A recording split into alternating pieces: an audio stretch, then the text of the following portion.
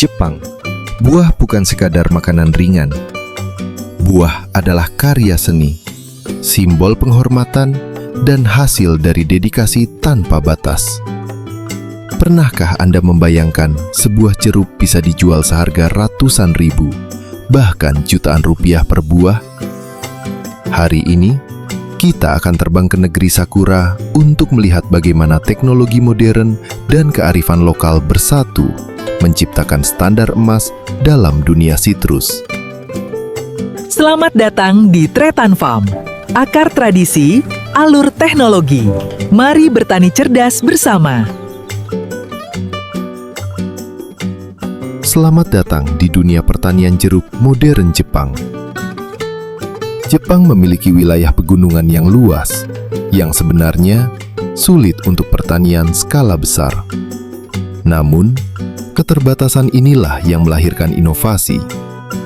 Di Jepang, khususnya di wilayah prefektur Ehime, petani memanfaatkan teknik 3 matahari.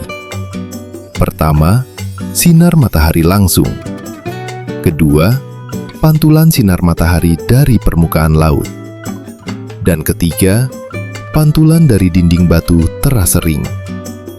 Selain itu, Jepang sangat agresif dalam riset varietas. Kita mengenalnya jeruk Satsuma Mandarin, salah satu varietas jeruk yang paling dihormati dalam dunia pertanian modern, yang manis dan tanpa biji.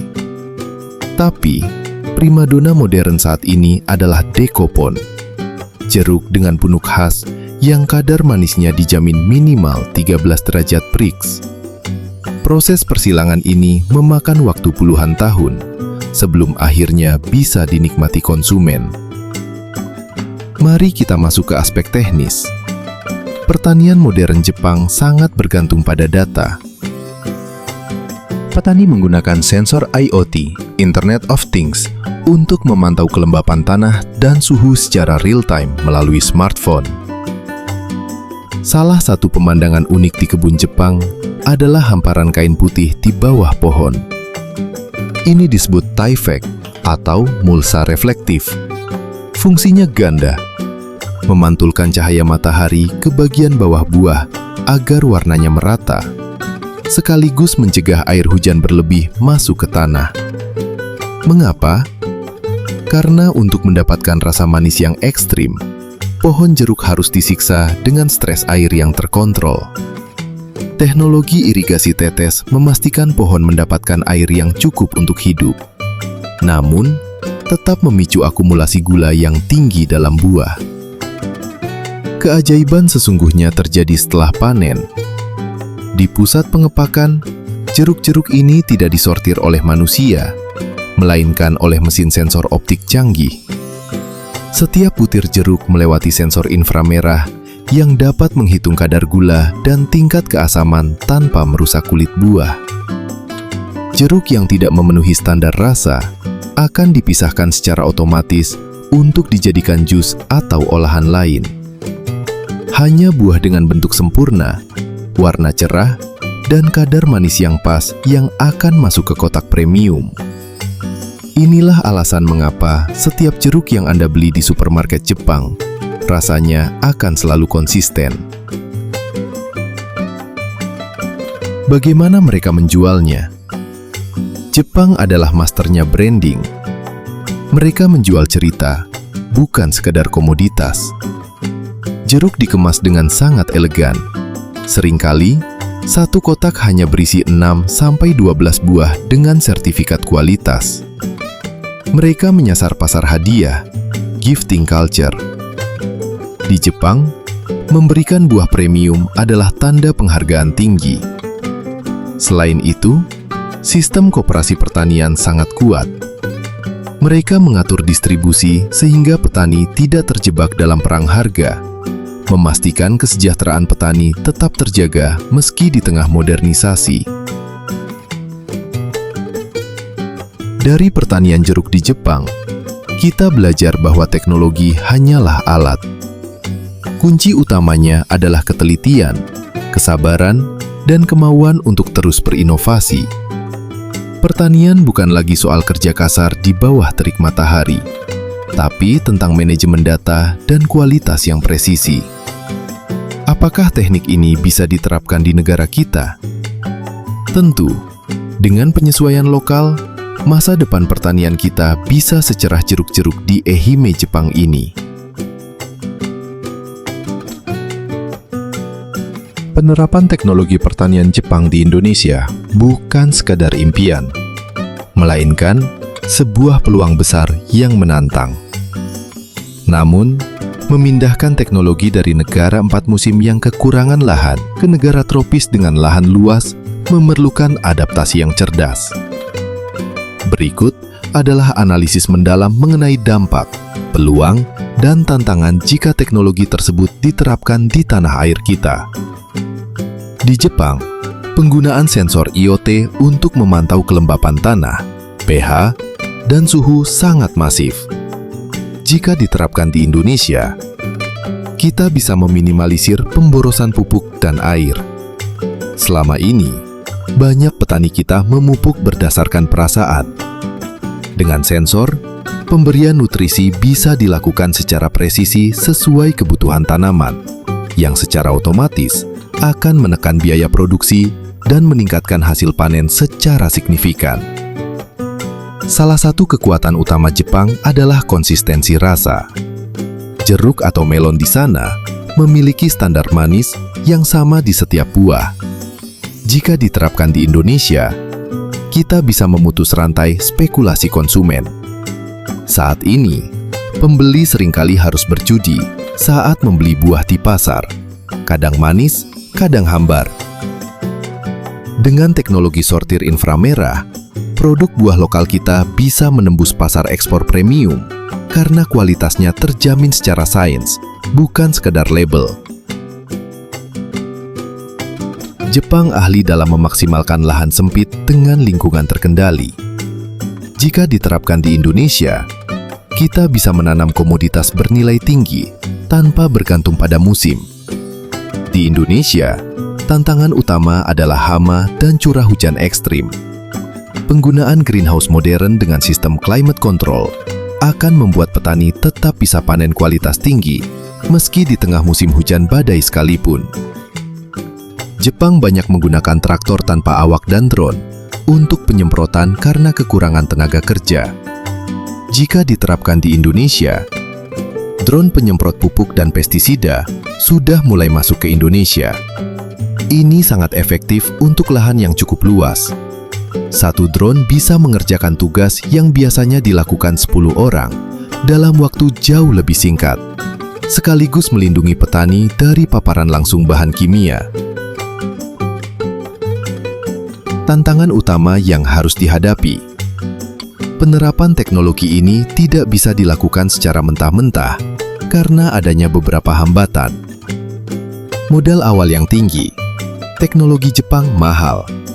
Solusinya bisa melalui skema koperasi petani atau bantuan pemerintah, di mana alat modern dimiliki bersama untuk menekan biaya per orang. Perbedaan iklim. Alat yang dirancang untuk iklim subtropis harus dikalibrasi ulang untuk kelembapan tinggi di Indonesia agar tidak cepat rusak atau berlumut. Diperlukan regenerasi petani. Petani milenial harus menjadi ujung tombak agar perangkat canggih ini bisa dioperasikan dan dirawat dengan benar. Kesimpulannya, jika teknologi Jepang diterapkan, wajah pertanian kita akan berubah dari pekerjaan fisik yang berat menjadi manajemen data yang efisien. Hasilnya, bukan lagi sekedar sayur dan buah yang cukup untuk makan, melainkan produk premium yang memiliki nilai jual tinggi di pasar internasional. Pertanian kita tidak lagi soal mencangkul, tapi soal memantau grafik pertumbuhan di layar smartphone. Di Jepang, dengan keterbatasan lahan dan berkurangnya tenaga kerja, mereka mampu membuktikan bahwa teknologi seperti IoT, smart greenhouse, dan sensor optik inframerah mampu menghasilkan produk premium yang dihargai mahal di pasar global. Pertanian mereka adalah cerminan dari kedisiplinan, di mana setiap tetes air dikontrol dan setiap butir buah diukur kadar gulanya demi kepuasan konsumen yang absolut. Saat ini, pertanian kita berada dalam masa transisi yang krusial. Kita masih memiliki basis pertanian tradisional yang kuat. Namun, geliat modernisasi mulai terlihat dengan munculnya generasi petani milenial yang mulai mengadopsi drone, sistem hidroponik modern, hingga digitalisasi rantai pasok. Tantangan kita saat ini bukan pada kesuburan tanah, melainkan pada standarisasi kualitas dan efisiensi distribusi. Penerapan teknologi seperti di Jepang bukan berarti kita harus meniru secara mentah, melainkan mengadopsi semangat presisi mereka. Bayangkan, jika kesuburan tanah tropis kita dikelola dengan sistem sensor pintar, kita tidak hanya akan menjadi lumbung pangan secara volume, tetapi juga menjadi pemimpin pasar buah premium dunia. Kesimpulannya, masa depan pertanian bukan lagi soal siapa yang memiliki cangkul paling tajam, melainkan siapa yang memiliki data paling akurat. Jepang telah memulai revolusi itu lebih awal dengan keterbatasannya. Kini, dengan segala modal alam yang kita miliki, Indonesia memiliki peluang emas untuk melakukan lompatan besar. Dengan menyerap teknologi Jepang dan menyesuaikannya dengan kearifan lokal, pertanian kita tidak hanya akan memberi makan bangsa, tetapi juga menyejahterakan para petaninya.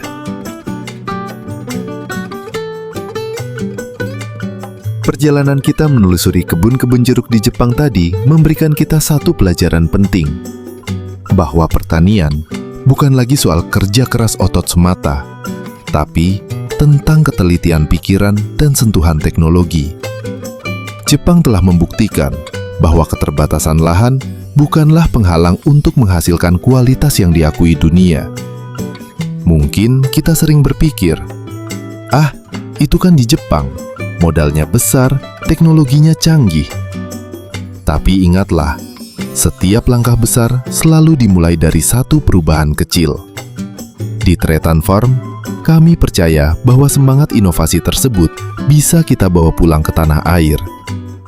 Kita punya tanah yang jauh lebih subur, kita punya matahari yang bersinar sepanjang tahun, dan yang terpenting, kita punya kemauan untuk belajar.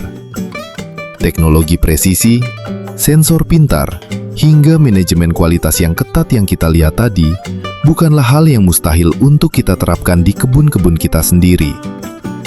Masa depan pertanian Indonesia ada di tangan kita, para petani yang tidak lelah untuk berinovasi dan melek akan teknologi.